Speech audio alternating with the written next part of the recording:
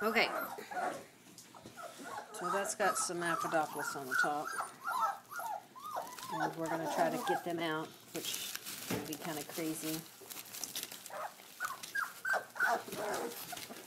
They know. They pick up their water bucket.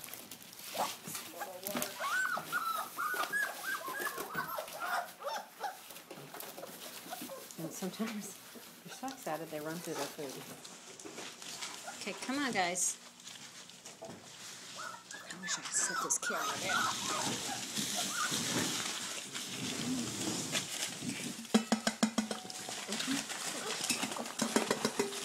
Oh, yeah, come on here. We just got clean collars on. Now you can see why I said they were greasy.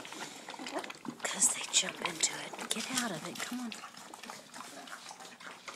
Now, I have to put my camera down in 20 seconds as soon as they're done because I have to clean them off